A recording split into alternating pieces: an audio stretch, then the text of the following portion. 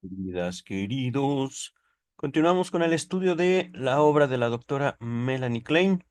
Estamos ya avanzados en Simposium sobre análisis infantil, que es básicamente el empeño de la doctora Klein de defenderse de los ataques provenientes de la hija del líder, Anna Freud. Ajá. Y no estoy seguro, de hecho eso ya lo veremos en su momento, cómo es que Anna Freud, la hija del doctor Sigmund Freud, llega al movimiento analítico y me llama mucho la atención porque pienso yo que es un movimiento erróneo en cuanto a la estructura de una disciplina naciente. Ajá. Pero el punto es de que eh, el doctor Freud tiene a su hija Ana junto a él, básicamente, hasta que pierde la vida el doctor Freud en agosto de 1939. Podríamos decir que la influencia de Ana Freud se sintió positiva y negativamente dentro de la estructura del movimiento psicoanalítico. Positiva porque ciertamente eh, no solo tuvo aportaciones, no solo tuvo ideas, no solo contribuyó al desarrollo de la teoría, sino que también eh, hemos visto en esta exposición de la doctora Klein cómo la doctora Anna Freud tenía una perspectiva muy específica y muy particular, tanto de la obra de su padre como, digamos, la forma en la cual se podía insertar en una ¿cómo decirlo?, en una perspectiva más amplia del psicoanálisis. Ajá. Eh, Ahorita voy a retomar esta parte del texto que ya habíamos leído, lo que dice Melanie Klein: lo que le doy al niño es ayuda analítica y alivio que él siente relativamente rápido, aun si antes no ha tenido ninguna sensación de enfermedad. Hablando de enfermedad, nos referimos específicamente a la neurosis, ¿vale? Además de esto, en respuesta a su confianza en mí, puede contar absolutamente con perfecta sinceridad y honestidad hacia él, de mi parte. Verán, queridas, queridos, aquí es donde podríamos nosotros aterrizar. El psicoanálisis no es necesariamente una práctica que brinde ayuda y alivio. No es necesariamente. Sin embargo, ha sido, digámoslo así, la apropiación de Melanie Klein de la obra, de la práctica de Sigmund Freud, con el objetivo de, por un lado, contribuir ciertamente al desarrollo teórico, metodológico de la disciplina analítica, pero también encontrar una función social específica. Ajá. Aquí Melanie Klein se ha puesto más del lado del psicoanálisis que del lado de la pedagogía, no para atacar la pedagogía, sino para distinguir. Una cosa es la que persigue el psicoanálisis y otra cosa es la que persigue la pedagogía, ajá, la educación. Ujú. No se cancelan la una a la otra. Podríamos decir, de acuerdo a Melanie Klein, que se complementan, o al menos es lo que recuerdo que se habló en los videos pasados. Ajá. Vamos a continuar. Debo discutir las conclusiones de Anna Freud, tanto como sus premisas. En mi experiencia aparece en los niños una neurosis plena de transferencia, de manera análoga a cómo surge en los adultos. Esto fue algo que estuvimos discutiendo el video pasado. ¿Cuál es la diferencia entre una neurosis y una neurosis de transferencia? Esto es, digamos, como algo de lo fino eh, que habría que saber al respecto de la obra de Freud para acercarnos a Melanie Klein. Ajá. Ahorita, digamos, de manera breve, podría decir que la neurosis es una condición que se presenta naturalmente en ciertas personas que suelen comportarse o suelen usar mecanismos de adaptación infantiles frente a exigencias, hablando de solamente neurosis. Ajá. Hablando de una neurosis de transferencia, es un fenómeno que se presenta, un fenómeno que ocurre específicamente en la relación con un psicoanalista, no un psicoterapeuta, no un psiquiatra ni un médico. Ajá.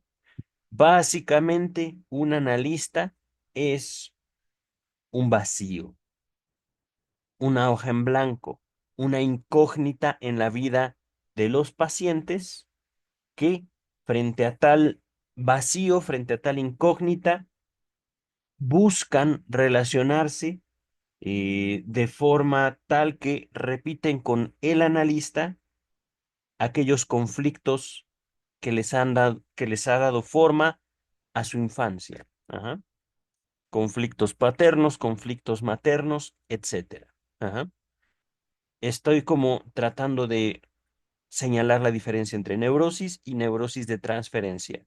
La primera es, digámoslo así, natural, se presenta como una posibilidad afectiva, mientras que la transferencia ya es una cuestión, digámoslo, como más artificial y podríamos decir, aquí citando un poquito a Sigmund Freud, en algunos textos que podría yo apelar a em, análisis terminable e interminable, pueden los legos ejercer el análisis, esto se los dejo en la descripción, pero la neurosis de transferencia tendría mucho que ver con la cura analítica. La cura no es necesariamente eliminar toda forma de neurosis, toda forma de síntoma, sino contextualizar el síntoma. Ajá.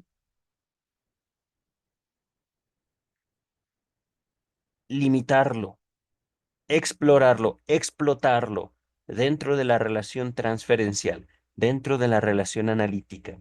Ajá. Ahorita esto podría sonar muy oscuro y pues para el año que estoy grabando esto, el 2025, habemos pocos psicoanalistas en todo el mundo. Le calculo menos de 20,000. Es un cálculo, por supuesto, y tomando en cuenta la asistencia al último Congreso Mundial de Psicoanálisis, de la Asociación Mundial de Psicoanálisis, la AMP. Ajá.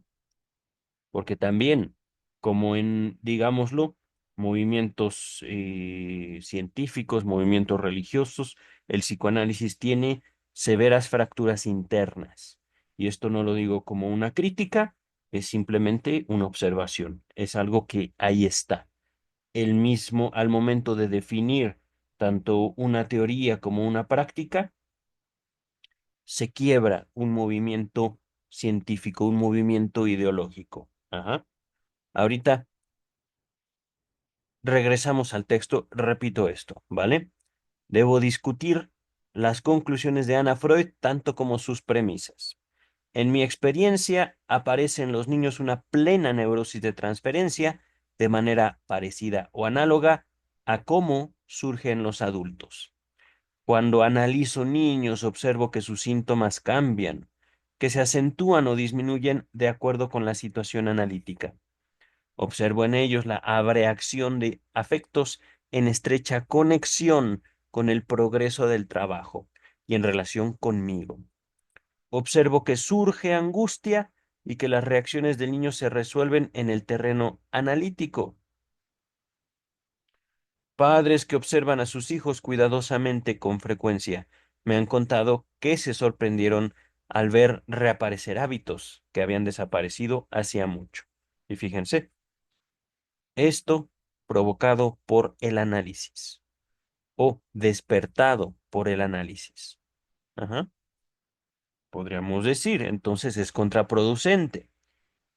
Mm, Si buscamos, digamos, la eliminación de aquellas manifestaciones afectivas del ser humano, entonces sí, el psicoanálisis sería contraproducente. Sin embargo, estas manifestaciones podrían presentarse aún sin psicoanálisis. El psicoanálisis podríamos también presentarlo de una manera muy sencilla como una aproximación paso a pasito, despacio, eh, con cautela hacia aquellos temas, hacia aquellas situaciones que nos han provocado a lo largo de nuestra vida nuestras más fuertes impresiones.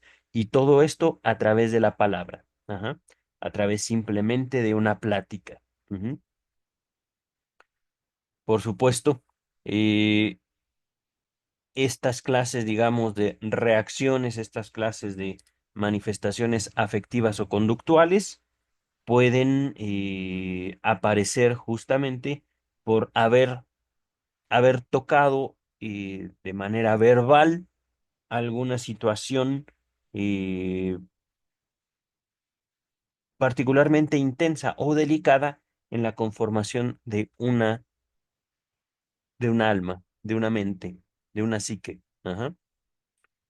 Y sin embargo, aun cuando, supongamos, una persona podría jamás en su vida ni saber ni establecer contacto con la práctica analítica, y en una situación de emergencia que naturalmente ocurren en la vida, una situación intensa, desagradable o tal vez muy intensa por lo agradable que sea, se desestructuran. Ajá. Y justamente puede aparecer tanto la neurosis como, digámoslo, una situación de crisis. Ajá. Podríamos entonces revalorar la neurosis como un mecanismo de adaptación psíquico frente a problemas o fantasías que el sujeto viene cargando. Ajá. Vamos a continuar con el texto. Ajá. No he encontrado que los niños expresen sus reacciones cuando están en su casa de la misma manera que cuando están conmigo. Claro. En su mayor parte reservan la descarga para la sesión analítica. Mm, Miren, esto es, digamos, lo que la doctora Melanie Klein hizo de su práctica analítica. Ajá. Mm, eh, no es que el psicoanálisis por sí solo sea un bienvenido todo y todos. Ajá. Uno de los ejemplos más obvios, y lo voy a tomar directamente de la literatura y los pacientes de Melanie Klein, hemos estudiado esto, fue cuando a ella, un niño de entre 8 y 13 años, la llegaba a agredir físicamente, a Melanie Klein. Y no solo a Melanie Klein, sino a la mamá de ese niño. Ese niño, podríamos decir, es solo un niño, no pasa nada, pero no, eh, ¿cómo se dice? No juzguen menos la agresión de un niño. No juzguen como algo sin importancia. Ajá. Primero porque seguramente si el niño ya agrede a adultos, se tome las mismas libertades con otros niños. Ajá. Y no sabemos hasta qué punto la agresión infantil pueda afectar tanto a quien recibe la agresión como quien emite la agresión. Ajá. Porque, por supuesto, podría ser que alguien que agrede reciba una agresión fulminante. Voy a decirlo así. Ujú. Entonces, esto que estoy subrayando, primero que nada es natural. Yo como niño no voy a hablar con la doctora lo mismo que yo hablo con mi mamá. A mi mamá le voy a hablar con cariño, a mi mamá le voy a decir ciertas cosas que yo sé que no le van a provocar ira y que ciertamente yo tampoco quiero verla triste. Por otro lado, no es que yo quiera ver triste a la doctora, pero con ella puedo compartir mi tristeza y mi odio de manera verbal. Ajá. O bien, la misma doctora Melanie Klein tenía este método que ella denomina como juego, perdón, análisis a través del juego. Ajá. Por supuesto, dentro del psicoanálisis ya para el año 2025, no es que todos los analistas infantiles jueguen con con sus pacientes, con sus niños, iba a decir, con sus pacientes. Ajá. Hay algunos que se limitan a hablar. Dice el texto. Por supuesto, ocurre que a veces cuando están emergiendo violentamente efectos muy poderosos, algo de la perturbación se hace llamativo para los que rodean al niño. Por esto es solo temporario y tampoco puede ser evitado, pero esto es solo temporario y tampoco puede ser evitado en en el análisis de adultos. Es lo que les vengo diciendo, queridas, queridos, y a través de la exploración analítica nacen afectos, nacen deseos. Ajá. Y esto eh, no es necesariamente algo malo, es de hecho una práctica bastante, ¿cómo decirlo? Positiva en un sentido social, adaptativo, porque también el analista está atento a la posibilidad de la representación simbólica, es decir, tanto para la manifestación como para la elaboración de aquello que están haciendo. Ajá. Se trata de encontrar la forma a través de la cual nuestros afectos no nos lastimen y no lastimen a la gente que nos rodea. Esto, digamos, en los casos que sea apropiado, porque también el ejercer dolor, el ejercer violencia, no debe ser cancelado. Y esto en la convivencia común. Si nosotros como seres humanos no estamos al pendiente de, de que la violencia que yo pudiera ejercer sobre otro, eh, digámoslo así, podría regresarse, entonces la violencia correría libremente. Ujú. En otras palabras, eh, la doctora Klein no lo está diciendo, soy yo el que lo está diciendo. La represión de afectos, la represión de material psíquico, de representaciones, tiene una función social. Nos permite convivir con gente tan peligrosa como nosotros mismos. Ujú. Ups, abrí Spotify sin querer. Dice el texto. En este punto, por lo tanto, mi experiencia está en completa contradicción con las observaciones de Anna Freud. La razón de esta diferencia en nuestros descubrimientos es fácil de ver. Depende de la distinta forma en que ella y yo manejamos la transferencia. Permítaseme resumir lo que acabo de decir. Anna Freud piensa que una transferencia positiva es condición necesaria para el trabajo analítico con niños. Transferencia positiva se refiere al afecto tierno, lindo, el afecto amoroso depositado sobre el analista, hombre o mujer. Ajá. Considero indeseable una transferencia negativa. Ah, perdón, considera Ana Freud indeseable una transferencia negativa. Dice Ana Freud, en el caso de niños, es particularmente inconveniente que haya tendencias negativas dirigidas al analista, a pesar de que los muchos puntos que puedan iluminar. Debemos empeñarnos en destruirlas o modificarlas lo antes posible. ¡Uy, en serio! El verdadero trabajo provechoso se hará siempre cuando la relación con el analista es positiva. Esto lo vengo diciendo al menos desde el video pasado, queridas, queridos. Eh, ¿Cómo se destruye un afecto? ¿Cómo se destruye una emoción, queridas, queridos? ¿Se le ataca? ¿Se le analiza? ¿Cómo? Y si estamos destruyendo una emoción, un afecto,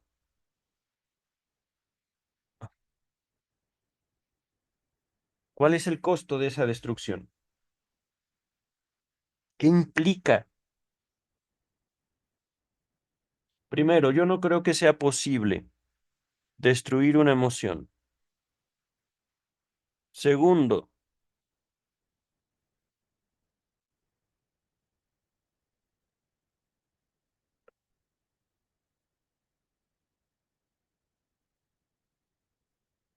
destruir una emoción. ¿Qué implica para el ser humano? Tanto para quien la destruye como para quien es destruida. Supongamos que alguien destruye mi enojo. Supongamos que alguien puede efectivamente destruir. Y aquí estoy tomando el afecto como el elemento principal de la transferencia.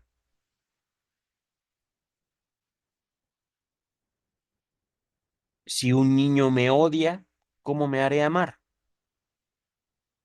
Tiene que amarme mi paciente.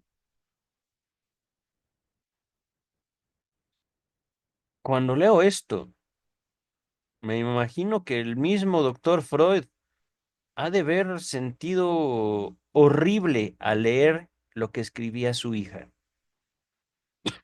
Me imagino. Agüita.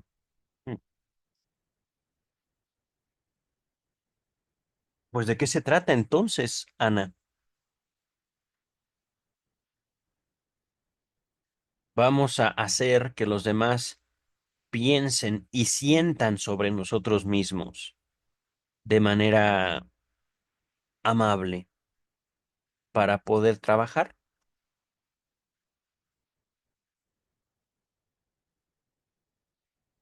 Dice el texto. Sabemos que uno de los principales factores en el trabajo analítico es el manejo de la transferencia, estricta y objetivamente, de acuerdo con los hechos, en la forma que nuestros conocimientos analíticos nos han enseñado que es la correcta. Una resolución cabal de la transferencia es considerada como uno de los signos de que un análisis ha concluido satisfactoriamente. Sobre esta base, el psicoanálisis ha establecido una serie de importantes reglas que en todos los casos han demostrado ser necesarias. Ana Freud deja de lado en su mayor parte estas reglas en el análisis del niño. Con ella, la transferencia, el claro reconocimiento de lo que sabemos que es una importante condición para nuestro trabajo, se convierte en un concepto incierto y dudoso. Dice que el analista, palabras de Ana, probablemente debe compartir con los padres el amor y el odio del niño. Probablemente. Ok. Y no comprendo qué es lo que se intenta al demoler o modificar las inconvenientes tendencias negativas. Mm. Me ha hecho pensar hasta qué punto, querida doctora Klein, es posible conocer al analista. ¿Hasta qué punto? Dice el texto. Aquí las premisas y las conclusiones se mueven en un círculo. Si no se produce la situación analítica con medios analíticos, si no se maneja lógicamente la transferencia positiva y la negativa, entonces ni causaremos una neurosis de transferencia, ni podremos esperar que las reacciones del niño se efectúen en relación con el análisis y con el analista. Repito, si no se produce la situación analítica con medios analíticos, no, ni causaremos una neurosis de transferencia, que es lo que se busca, ni podremos esperar que que las reacciones del niño se efectúen en relación con el análisis y con el analista. Ajá.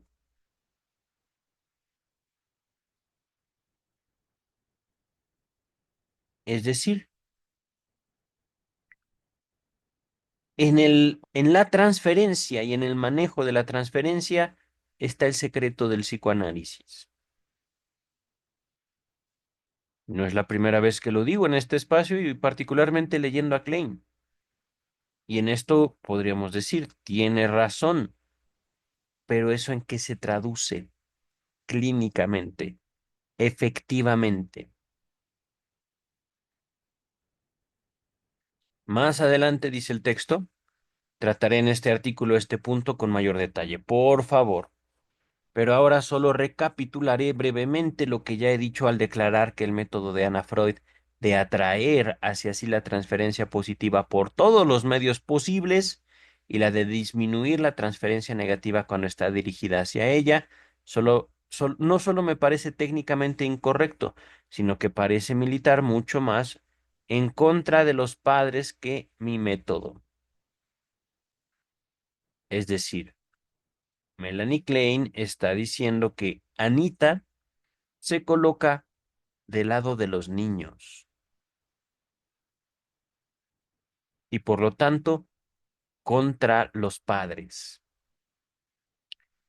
dice el texto, porque no es sino natural que la transferencia negativa queda entonces dirigida contra aquellos con quienes el niño está vinculado en la vida diaria. Transferencia positiva y negativa. ¿Y dónde está la ambivalencia, querida? Yo pensé que te ibas a referir a eso. Que no hay odio si no es posible cambiar eso al amor y que además, peor que el odio, es la indiferencia. Pensé que dirías eso, pero no. Dice el texto. En su cuarto capítulo, Anna Freud llega a una serie de conclusiones que me parecen poner de manifiesto este círculo vicioso, esta vez de manera especialmente clara. He explicado en otro lugar que el término círculo vicioso significa que a partir de ciertas premisas se extraen conclusiones que luego son utilizadas para confirmar estas mismas premisas. Citaría como ejemplo de una de las condiciones que me parecen erróneas la declaración de Anna Freud de que en el análisis de niños es imposible vencer el obstáculo del imperfecto dominio del lenguaje del niño. Esto ya lo platicamos. En resumen, nosotros mismos como adultos no tenemos un perfecto dominio del lenguaje, queridas y queridos. Entonces, ciertamente no podemos demandar de los niños algo que ningún adulto hace, tiene. El mismo psicoanálisis en la exploración no del pasado, sino de la relación del sujeto con el significado, un besito a Lacan, nos permite irnos tanto deconstruyendo como construyendo al mismo tiempo. El análisis y la síntesis. Ajá. Y esto como tarea del analizante, no del analista. El analista analiza, favorece el análisis. El analizante es quien hace la síntesis, quien hace la estructura, no el analista. Y esto es mío, no, esto no es de Klein. Ajá. Dice el texto. Citaría como ejemplo de una de las conclusiones que me parecen erróneas.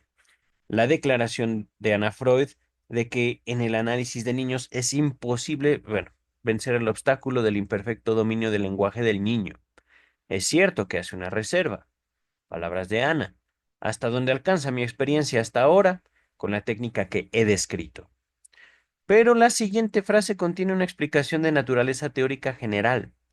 Dice que lo que descubrimos acerca de la temprana infancia cuando analizamos adultos, palabras de Ana, se releva, se revela, se muestra por estos métodos de asociación libre e interpretación de las reacciones transferenciales.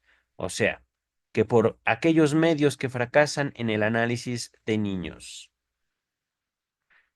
En varios pasajes de su libro, Anna Freud pone énfasis en la idea de que en el análisis de niños, al adaptarse a una mente del niño, debe alterar sus métodos, pero basa sus dudas acerca de la técnica que yo he desarrollado en una serie de consideraciones teóricas, sin haberla sometido a una prueba en la práctica.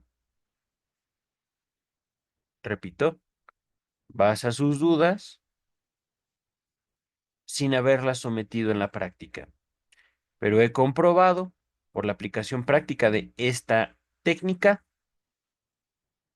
nos ayuda a obtener las asociaciones de los niños con mayor abundancia, aun que las que obtenemos en el análisis de adultos, y penetrar así mucho más profundamente que en ellos. Mm.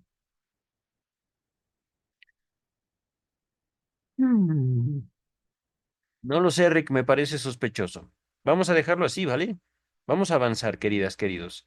Es que siento que hay cosas que la doctora Klein no dice y no sé hasta qué punto mm, la puedo seguir. Voy a decirlo así. Me levanta sospechas su texto, sus afirmaciones. No le creo, es cierto, no le creo. Y no es que tengamos que creerle, queridas y queridos.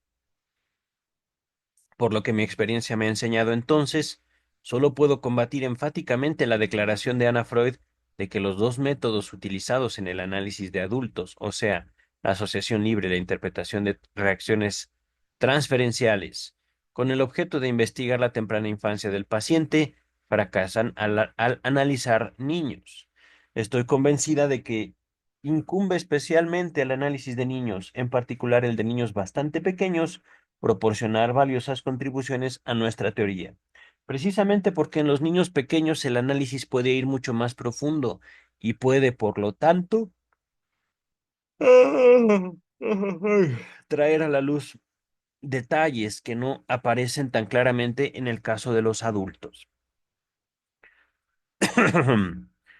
Ana Freud compara la situación de un analista de niños con la de un etnólogo, digamos alguien quien estudia los grupos primitivos, que por el contacto con un pueblo primitivo trata de adquirir información acerca de los tiempos prehistóricos más fácilmente que si estudiara las razas civilizadas. Esto me parece nuevamente una declaración teórica que contradice la experiencia práctica. Si el análisis de niños pequeños, igual que el de niños más grandes, es llevado lo suficientemente lejos, brinda un panorama muy claro de la enorme complejidad del desarrollo que encontramos aún en niños muy pequeños y muestra que niños que, digamos, de 3 años, precisamente por el hecho de ser hasta tal punto productos de la civilización, han pasado y pasan por serios conflictos. Atendiéndome al ejemplo de Anna Freud, diría que precisamente desde el punto de vista de la investigación, un analista de niños se encuentra en una afortunada situación que nunca se le presenta a un etnólogo, a saber, la de encontrar la gente civilizada en asociación estrecha con la gente primitiva, y a consecuencia de esta extraña asociación, la de recibir las más valiosas informaciones sobre los primeros y los últimos periodos. Y los padres, ¿dónde están los padres en esa ecuación? Y segundo, ¿los padres realmente somos civilizados? No estoy tan seguro. Dice el texto. Trataré ahora con mayor detalle los conceptos de Anna Freud sobre el superior del niño. En el capítulo cuarto de su libro hay algunas proposiciones que tienen especial significado, tanto por la importancia de la cuestión teórica a que se refieren como por las amplias conclusiones que Anna Freud extrae de ellas. El análisis profundo de niños y en particular de niños pequeños me ha llevado a formar el cuadro del super-yo en la temprana infancia muy distinto al cuadro pintado por Anna Freud, principalmente como resultado de conclusiones teóricas. Es verdad que el yo de los niños no es comparable al de los adultos, pues claro. El super-yo, por otra parte, se aproxima estrechamente al del adulto y no está influido radicalmente por el desarrollo posterior como lo está el yo. La dependencia del niño a los objetos externos es naturalmente mayor que la de los adultos, y este hecho produce resultados incontestables. ¿Pero qué? Creo que Ana Freud sobreestima demasiado y por lo tanto no interpreta correctamente. Porque estos objetos externos no son, por cierto, idénticos al superyo ya desarrollado del niño. aun cuando una vez hayan contribuido a su desarrollo. Solo de esta manera podemos explicar el hecho asombroso de que en niños de 3, 4 o 5 años descubramos un superyo de una severidad que se encuentra en la más tajante contradicción con los objetos de amor reales, los padres. Pues claro, ya hay mecanismos de placer. Quisiera mencionar el caso de un niño de 4 años cuyos padres no solo nunca lo castigaron ni lo amenazaron, sino que en realidad son extraordinariamente cariñosos y buenos. El conflicto entre el yo y el superyo, en este caso, que solo tomo como un ejemplo entre muchos, muestra que el superyo, el deber ser, es de una fantástica severidad, basado en la conocida fórmula que prevalece en el inconsciente. El niño espera en razón de sus propios impulsos canibalísticos y sádicos castigos tales como la castración, ser cortado en pedazos, devorado, etcétera, y vive perpetuamente aterrado por ello. El contraste entre su tierna y cariñosa madre y el castigo que lo amenaza su superyo es realmente grotesco, y es una ilustración del hecho de que no debemos de ningún modo identificar los objetos reales con aquellos que el niño introyecta. Ay, querida. Digo, lo dices bien, pero es que mm, hay algo que sigo definiendo en la doctora Clay, digámoslo como una búsqueda de lo real, y apelo poquito a la cara.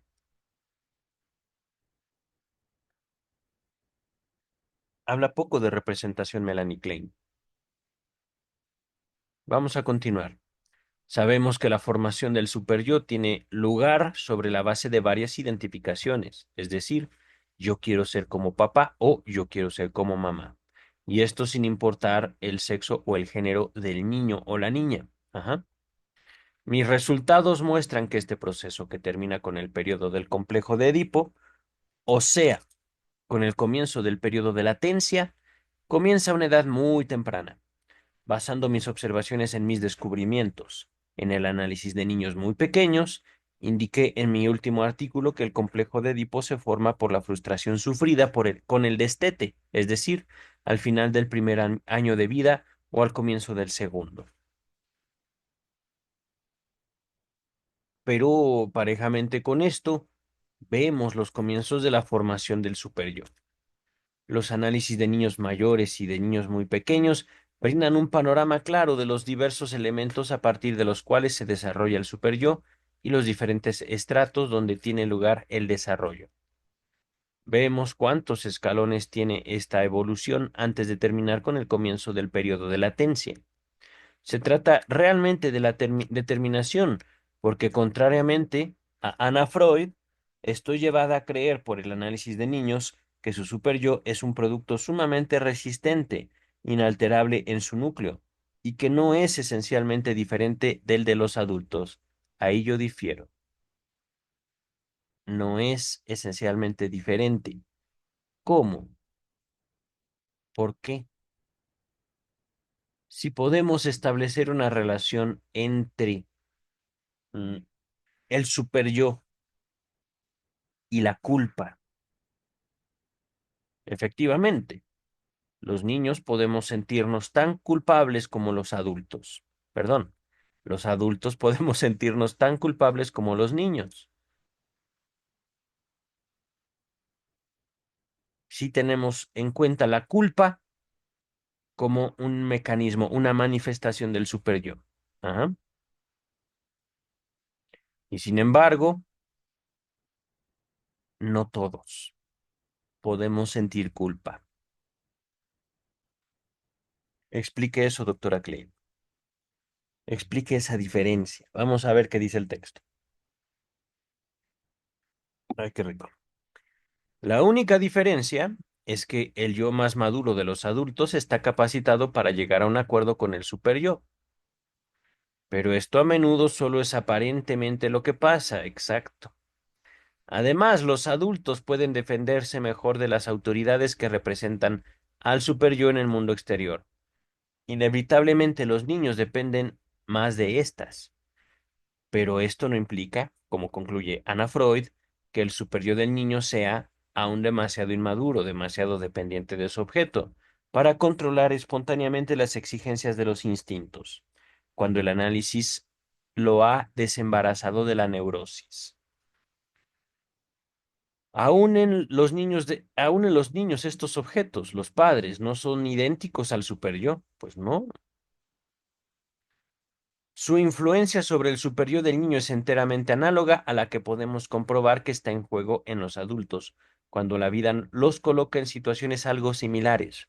Por ejemplo, en una posición de particular dependencia. Mi influencia de temidas autoridades en los exámenes. Perdón, la influencia de temidas autoridades en los exámenes, de los oficiales en el servicio militar, etcétera. Es comparable con el efecto que Anna Freud percibe en las constantes correlaciones en los niños entre el superyo y los objetos amorosos, que pueden ser comparadas con las de dos vasos comunicantes. Verán, queridas, queridos, es muy sencillo realmente. Y se están peleando, creo yo, por nada estas dos mujeres, Anna Freud y Melanie Klein. No, sí tiene sentido, pero es decir, tiene sentido su conflicto. Es un conflicto, digamos, de vida. Es un conflicto de supervivencia. Pero, eh,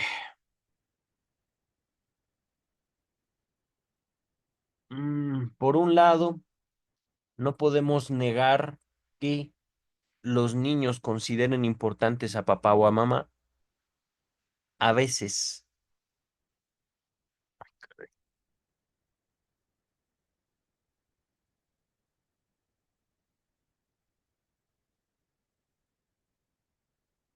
¿Y de qué?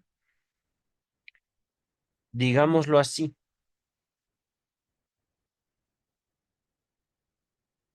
la posibilidad de que una persona efectivamente llegue a sentir culpa es diferente a que lo manifieste. Es decir, yo podría,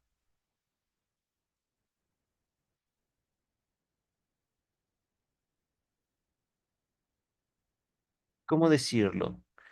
En México tenemos una frase apelando a a la manipulación que hacen niños de sus padres a través de sus sentimientos. Tiene que ver con el chantaje, pero en México le decimos berrinche. Ajá. Está haciendo un berrinche. El niño, la niña, llora, patalea, ejecuta un acto como si estuviera recibiendo dolor, pero lo que está haciendo es provocarle un dolor o una molestia a mamá o a papá. No está sintiendo un...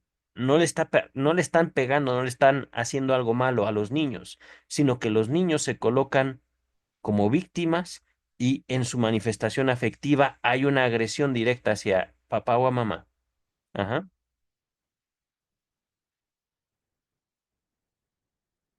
Figuras que supuestamente aman. Y efectivamente los aman, pero ese es el punto, queridas, queridos. ¿Cómo pueden amar a alguien que es fundamental para ustedes? ¿Cómo pueden amar a alguien también que al mismo tiempo que es importantísimo, los frustra, no les permite hacer todo lo que ustedes quieran?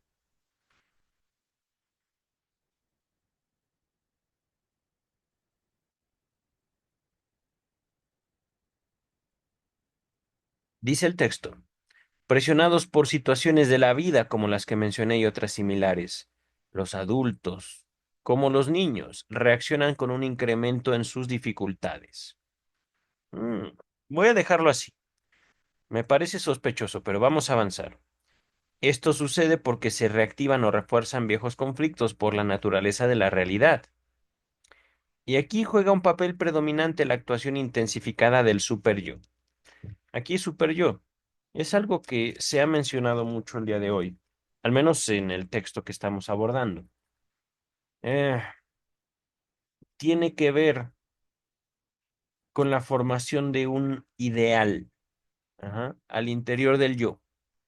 Un ideal muy en consonancia con las figuras paterna o materna, o incluso con ambos. Ajá. depende del caso.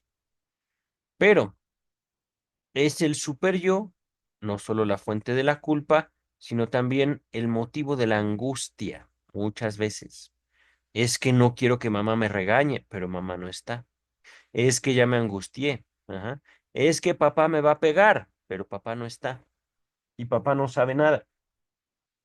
Pero ya con eso empieza un desprendimiento de afecto que es sentido en el yo como desagradable.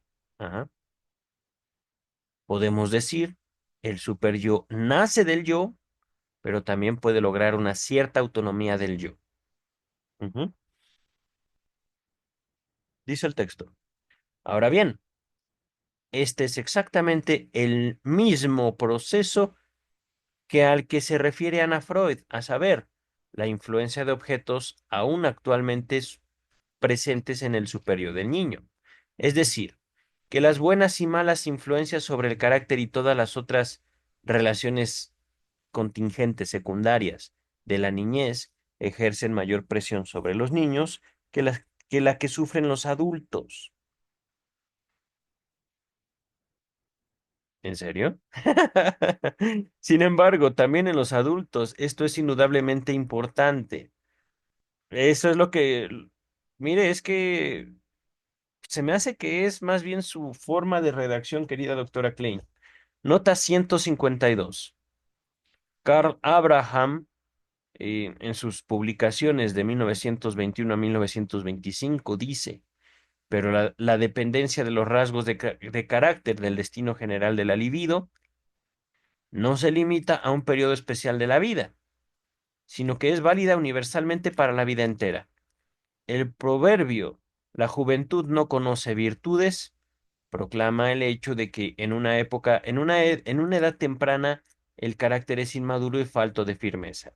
Sin embargo, no deberíamos sobreestimar la estabilidad del carácter incluso en años posteriores. No estoy entendiendo del todo su referencia, querida doctora Klein, y tampoco, de ser sincero, a dónde quiere llegar. Me parece que ya están peleando las dos en círculo, dando vueltas. Pero vamos a ver. Ana Freud cita un ejemplo que le parece ilustrar particularmente bien la debilidad y la dependencia de las exigencias del ideal del yo en los niños. En el periodo de la vida que precede inmediatamente la pubertad, un niño que tenía un impulso incontrolable de robar descubrió que el agente principal que lo influía era el temor al padre. Ana Freud tomó esto como prueba de que ahí el padre que realmente existía podía todavía ser reemplazado por el superyo. Ahora bien, creo que con bastante frecuencia podemos encontrar adultos desarrollados similares del superyo. Voy a cambiar esto, creo que aquí hay un error. Creo que con bastante frecuencia podemos encontrar en los adultos desarrollos similares del superyo. Ok. Hay muchas personas que a menudo durante toda su vida, en última instancia, controlan sus instintos asociales únicamente por miedo a un padre o figura de autoridad, con una apariencia algo distinta, la policía, la ley, el desprestigio, etcétera. Lo mismo es también cierto en lo que respecta a la doble moralidad que Ana Freud observa en los niños. Doble moralidad me lleva a pifas. ¿En dónde? ¿Cómo? ¿Por qué, Ana Freud? Ah, y también no sé si esa doble moralidad sea culpa de los traductores, no lo sé. Dice el texto, no solo, no son solo los niños quienes tienen un código moral para el mundo de los adultos y otro para ellos mismos y sus camaradas. Muchos adultos se comportan exactamente del mismo modo y adoptan una actitud cuando están solos o con sus iguales, y otra para sus superiores y extraños. Pues claro. ¿Y eso nos hace hipócritas? No. Simplemente vamos a explorar el mundo de acuerdo a diferentes facetas o dimensiones de nosotros mismos. Dice el texto. Creo que una razón de la diferencia de opinión entre Ana Freud y yo es la siguiente. Entiendo por super yo, y en esto estoy completamente de acuerdo con lo que Freud nos enseñó sobre su desarrollo. Fíjense, política. Yo estoy de acuerdo con usted, pero no estoy de acuerdo con su hija. La facultad que resulta de la evolución edípica a través de la introyección de los objetos edípicos y que con la declinación del complejo de Edipo asume una forma duradera e inalterable. Como ya lo he explicado, esta facultad durante su evolución, y más aún cuando ya se está completamente formada, difiere fundamentalmente de aquellos objetos que realmente iniciaron su desarrollo. Ah, facultad, evolución, está hablando del superyo, y es natural. Es que no lo dice así usted, pero creo que es más correcto. El deber ser también es un hijo del deseo propio. Y a veces mi deseo toma la figura de papá o de mamá, pero también en ese deseo puedo yo obtener un placer al castigar a papá o a mamá o a mí, dice el texto. Por supuesto que los niños, pero también los adultos establecerán toda clase de ideales del yo, instalando diversos superyoes, pero pero eso tiene seguramente lugar en los estratos más superficiales y está determinado en el fondo por aquel superyo firmemente arraigado en el niño y cuya naturaleza es inmutable. El superyo que Ana Freud cree funciona todavía en la persona de los padres no es idéntico a este superyo interno en el verdadero sentido, aunque no discuto su influencia en él. Si queremos penetrar en el verdadero superyo, aquí está Klein, reducir su poder de actuación e influirlo. Nuestro único recurso para hacerlo es el análisis. Pero con esto quiero decir un análisis que investigue todo el desarrollo del complejo de Edipo y la estructura del superyo. Querida, ¿usted hizo algo así? Caramba, qué atrevida y qué arriesgada es usted. No le creo tampoco, pero bueno, ahí está usted, eso lo dijo usted.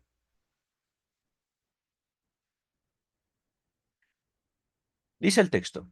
Volvamos al ejemplo de Ana Freud, que he mencionado anteriormente. En el niño cuya mejor arma contra el asalto de sus instintos era su temor al padre, nos encontramos con un superyo indudablemente inmaduro. Preferiría no llamar a semejante superyo típicamente infantil. ¿Por qué no? Tomando otro ejemplo, el niño de 4 años cuyos sufrimientos por la presión de un superyo castrador y canibalístico, en absoluto contraste o absoluta diferencia con sus buenos y cariñosos padres. Seguramente no tiene este único super yo. ¿Ah? Descubrí en él identificaciones que correspondían más estrechamente a sus verdaderos padres, aunque de ninguna manera eran idénticos a ellos. Pues no, claro que no. En serio, ¿dónde está el deseo? ¿Dónde pone usted el deseo, doctora Klein? ¿Hasta qué punto ese deseo nos habita? Porque en sus obras parece que no hay deseo.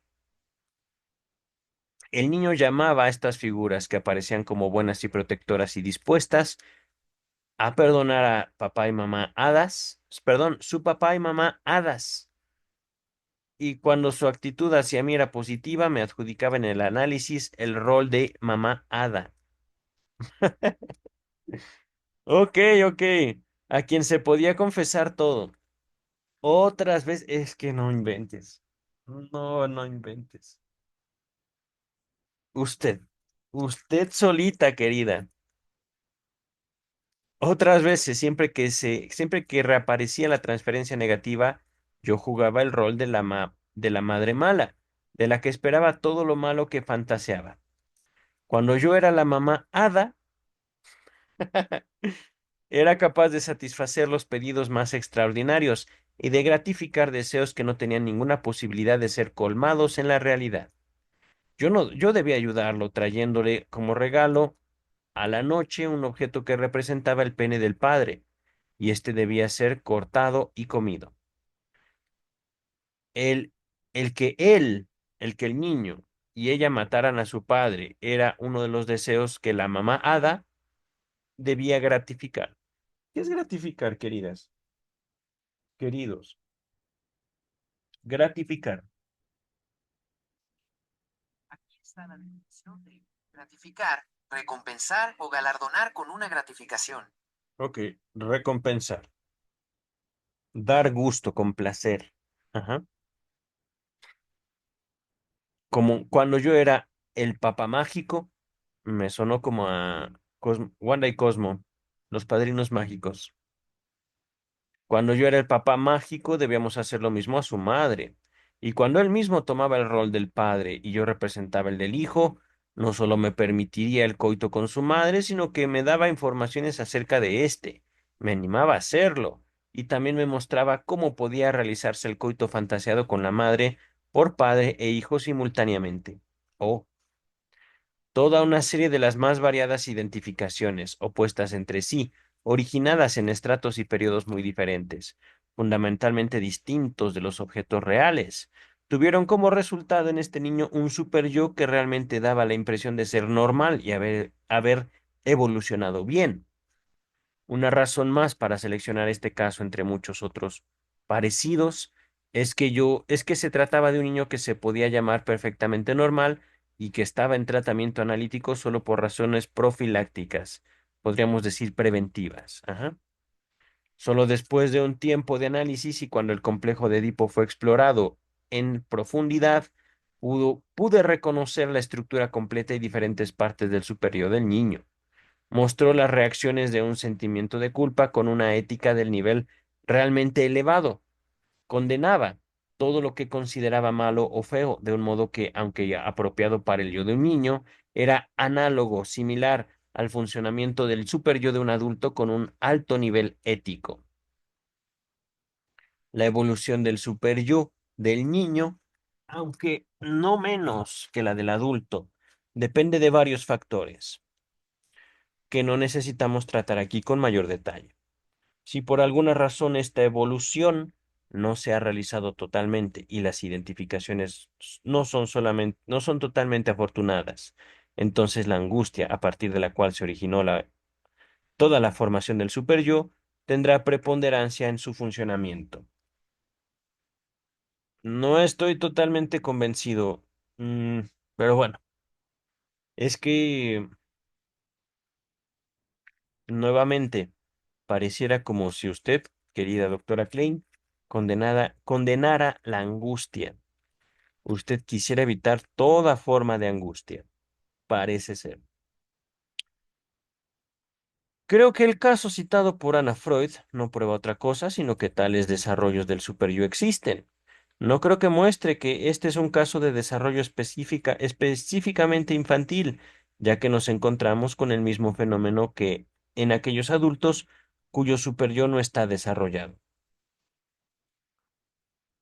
Entonces es tarea del análisis desarrollar el superyo. Por eso creo que las conclusiones que Ana Freud extrae de este caso son erróneas. Es que miren, si nosotros fomentamos el deber ser, dejamos la ética analítica.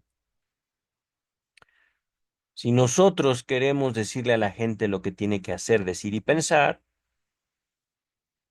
nos metemos directamente a un terreno dominado por la religión. Y esa no es la intención, queridas y queridos. Pero parece que allá andan estas dos. Parece ser. Lo que Ana Freud dice con respecto a esto me da la impresión de que ella cree que el desarrollo del superyo, con formaciones reactivas y recuerdos encubridores, tiene lugar en alto grado durante el periodo de latencia. Mi conocimiento analítico de niños pequeños me obliga a diferir de ella en forma absoluta en este punto. Mi observación me ha enseñado que todos estos mecanismos están ya establecidos cuando surge el complejo de Edipo y son activados por este. Miren, podría decirse, podríamos pensar, ¿y cuándo pasa eso? No es una cuestión de edad, queridas y queridos. Y también ay, hay que ser estrictos. Complejo de Edipo es la manifestación típica del deseo infantil. Pero el deseo infantil es también una cuestión compleja, muy compleja de hecho. Dice el texto, cuando el complejo de Edipo ha declinado, se ha apagado, se ha tranquilizado, ya realizaron su tarea fundamental. Los desarrollos y reacciones subsiguientes son más bien la superestructura de un sustrato que ha tomado una forma fija y persiste inmodificado. Algunas veces y en ciertas circunstancias, las formaciones reactivas están acentuadas, es decir, hago exactamente lo contrario de lo que quiero hacer. Ujú. Y nuevamente, cuando la presión extrema es más poderosa, el superyo actúa con mayor fuerza. Estos fenómenos, no obstante, no son privativos de la niñez, lo que Ana Freud considera como una ampliación adicional del superyo y como formaciones reactivas en el periodo de latencia, más o menos entre 5 y 8 años, y en el periodo inmediatamente anterior a la pubertad, es simplemente una adaptación aparente y superficial de a las presiones y exigencias del mundo exterior, y no tiene nada que ver con el verdadero desarrollo del superyo. A medida que los niños crecen, como los adultos, aprenden a manejar el doble código moral más hábilmente que los niños pequeños, que todavía son menos convencionales y más honestos. Miren, aquí vamos a dejar hasta aquí.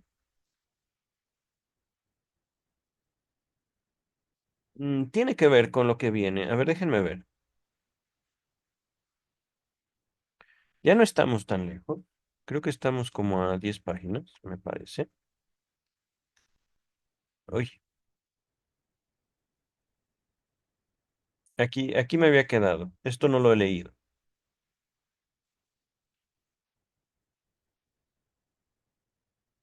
Finaliza en 83, sí, 83. Estamos a 10 páginas de concluir ya este artículo de Melanie Klein, Simposium sobre psicoanálisis infantil.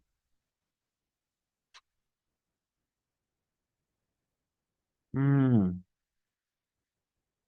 Vamos a avanzar un poco más. Es que tiene que ver, siguen hablando del superyo. Pasemos ahora a las deducciones de la autora a partir de sus proposiciones sobre la naturaleza dependiente del superyo de los niños y su doble código moral en relación con los sentimientos de vergüenza y desagrado. En las páginas 73 a la 75 de su libro, Ana Freud sostiene que los niños difieren de los adultos en este aspecto. Cuando las tendencias instintivas del niño se han hecho bastante conscientes, no se puede esperar que el superyo asuma por sí mismo la total responsabilidad de su dirección.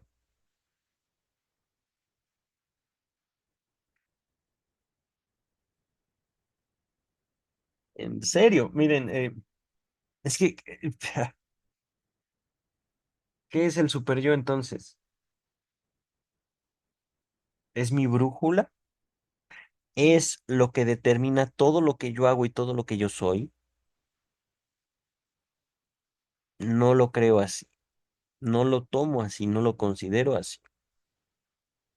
Efectivamente, tengo una brújula moral, social, porque tuve papás, es verdad.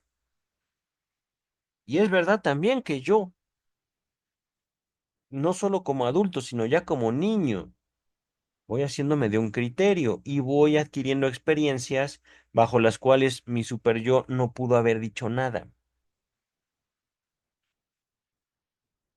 Pero aquí es tanto lo que dice como lo que implica.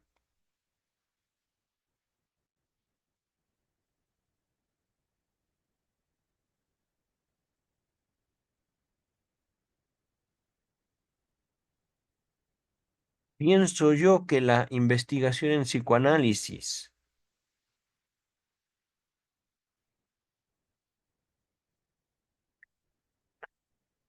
puede ocurrir en dos sentidos.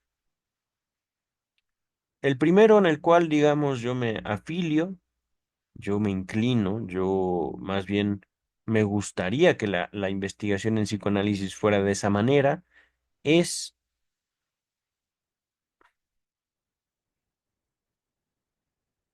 presentar con mayor eh, claridad, dependiendo también del contexto histórico, los conceptos freudianos, las ideas freudianas, y a partir de ahí seguirlas desarrollando. Pero aquí, en este texto, me parece que las ideas de Freud fueron terreno de golpes entre Melanie Klein y Anna Freud.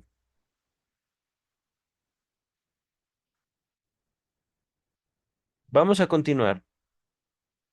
Esto es lo que me hace dudar. Dice Melanie Klein que Anna Freud piensa que los niños dejados solos en esto solo pueden descubrir un único sendero corto y adecuado, saber el que conduce a la gratificación directa. ¿What? Algo así como, lo voy a poner con unas palabras, lo estoy entendiendo así. El principio de placer y su control sobre los niños es culpa de los padres, porque los dejan solos. Falso. Como si el principio de placer no nos mandara a nosotros. Dice el texto. Anna Freud no acepta y da buenas razones respecto de su actitud, que la decisión sobre cómo deben ser empleadas las fuerzas instintivas líder, liberadas de la represión deba corresponder a las personas responsables de la educación del niño. Considera, por lo tanto, que lo único que debe hacerse es que el analista guíe al niño en este aspecto tan importante. Da un ejemplo para ilustrar la necesidad de intervención educacional por parte del analista. Veamos lo que dice. Si mis objeciones a sus proposiciones teóricas son válidas, deberán soportar la prueba del ejemplo práctico. El caso en cuestión es uno que Anna Freud discute en varios pasajes de su libro, el de una niña de 6 años que sufría de neurosis obsesiva. Digamos, una niña que piensa demasiado, ajá, y se angustia demasiado, seguramente. Esta niña, que antes del tratamiento manifestaba inhibiciones y síntomas obsesivos, se tornó en ese momento desobediente y falta de límites. Anna Freud infirió que, que en ese punto hubiera debido intervenir con el rol de educadora. Creyó reconocer que el hecho de que el niño gratificara sus impulsos anales, es decir, destructivos, fuera del análisis, una vez libres de represión, indicaba que ella había incurrido en un error y y había confiado demasiado en la fuerza del ideal del yo del niño. Pensó que este punto, aún insuficientemente establecido, hubiera necesitado una influencia educativa temporaria por parte del analista, y por lo tanto en este punto no era capaz de controlar los impulsos del niño sin ayuda. Creo que sería bueno que yo también seleccionara una ilustración para sustentar mi opinión, opuesta a la de Anna Freud. El caso que citaré fue muy grave, el de una niña de 6 años que en el comienzo del análisis sufría de una neurosis obsesiva. Antes de continuar, nota 153. Examiné esta historia del caso con mayor detalle en Westburger, Tagung, Dichter, Analytiker.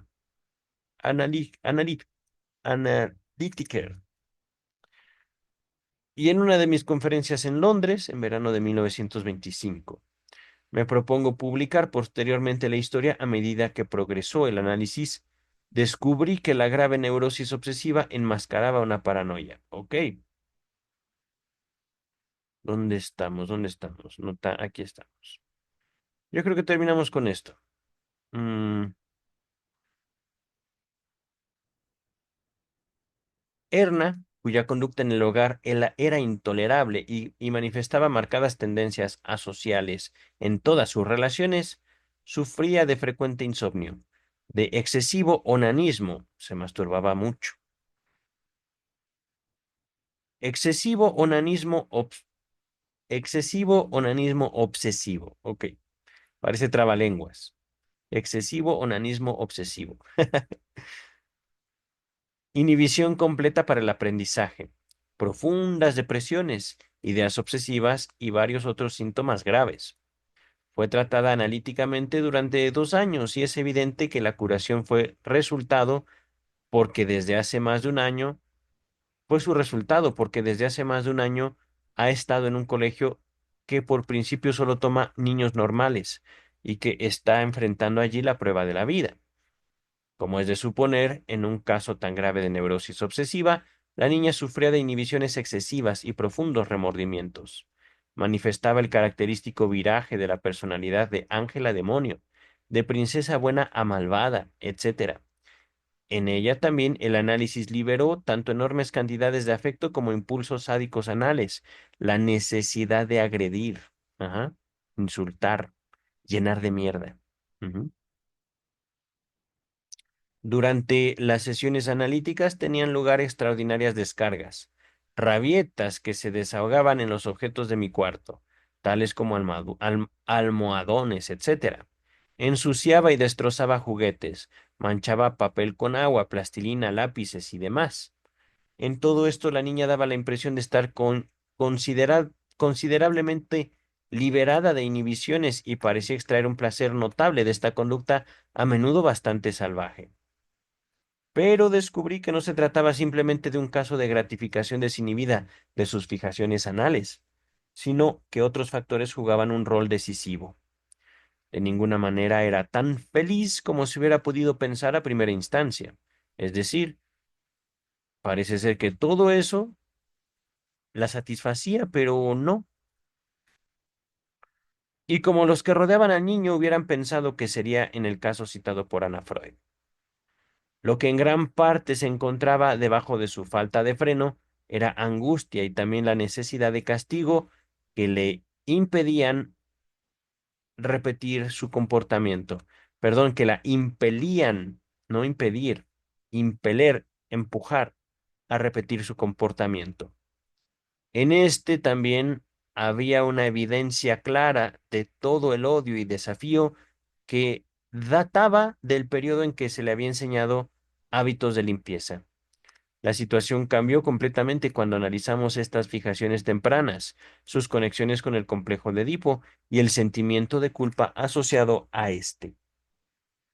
En estos periodos en los que se liberaba con tanta fuerza impulsos sadicoanales, Erna manifestaba una inclinación temporaria a descargarlos y gratificarlos fuera del análisis. Llegué a la misma conclusión que Ana Freud, que el analista debía haberse equivocado. Solo que, y esta es probablemente una de las diferencias más sobresalientes y fundamentales entre nuestras opiniones, no inferí que había fracasado de alguna manera por el lado analítico y no por el educacional. Quiero decir que me di cuenta que había fracasado en resolver completamente las resistencias durante la sesión analítica y en liberar totalmente la transferencia negativa. En este y en otros En este y en todos los otros casos encontré que si queremos capacitar a los niños para controlar mejor sus impulsos sin que se agoten en una laboriosa lucha contra ellos, la evolución edípica debe ser desnudada analíticamente, tan completamente como sea posible, y los sentimientos de odio y culpa que resultan de esta evolución deben ser investigados hasta sus mismos comienzos. Nota 154. También la pequeña también la pequeña paciente de Anna Freud reconoció esto bastante correctamente cuando luego de contar cómo había salido victoriosa de su lucha con el diablo, definió así el objeto de su análisis. Debes ayudarme a no ser tan infeliz si tengo que ser más fuerte que él. Dice Klein. Creo, sin embargo, que este objetivo puede alcanzarse plenamente solo cuando hayamos podido despejar las primeras fijaciones orales y sadicoanales y los sentimientos de culpa conectados. Regresamos al texto. Yo creo que terminamos ahora sí con este párrafo y hasta aquí. Ahora bien, Si tratamos de ver hasta qué punto Anna Freud encontró necesario reemplazar las medidas analíticas por medidas educativas, encontramos que la pequeña paciente misma nos da una información exacta. Desde que Anna Freud le hubo demostrado claramente que la gente solo podía portarse mal con quienes odiaba, la pequeña preguntó, ¿por qué habría ella de tener ese sentimiento de odio por su madre, a quien ella suponía que quería mucho? Esta pregunta tiene una buena justificación y muestra esa buena comprensión de la esencia del análisis que a menudo encontramos en pacientes de cierto tipo obsesivo, incluso muy pequeños. La pequeña señala el camino que hubiera debido tomar el análisis. Hubiera debido penetrar más profundamente. Anna Freud, sin embargo, no tomó ese camino. Perdón. Terminamos aquí, ya que leemos. Aquí rehusé decirle nada más, ya que también yo había llegado al fin de lo que sabía. La pequeña paciente trató, es que de eso se trata, querida Ana. Es ahí donde empieza el análisis. Cuando yo como analista ya no tengo teoría, no es una cuestión de improvisación, es una cuestión de libertad, es una cuestión de establecer contacto con lo inconsciente propio para alcanzar lo inconsciente o buscar eso inconsciente en el otro. Alcanzar, ojalá. La pequeña paciente trató entonces ella misma de ayudar a encontrar la forma de la que la podría conducir más lejos. Repitió un sueño que ya había mencionado y cuyo significado era un reproche contra su madre, porque ésta salía precisamente cuando la niña más la necesitaba. Algunos días después trajo otro sueño que indicaba claramente celos de sus hermanos y hermanas menores. Vamos a dejar hasta aquí, queridas, queridos, porque ya no falta mucho para acabar, menos de 10 páginas, pero vamos a retomar esto. Ajá. Anita Freud se encuentra con un problema. Anna Freud, no Melanie Klein. Anna Freud dice, no sé qué decirte, no sé qué preguntarte. ¿Por qué deberías amar a tu mamá cuando realmente estás enojada con ella y la odias? Queridas, queridos, nos vemos el próximo viernes para Vida y Obra de Sigmund Freud. Uf, y el próximo lunes con Luis López Ballesteros, ¿vale? Ay, por cierto, miércoles de Melanie Klein. Por el momento, bástenos a descansar. Bye.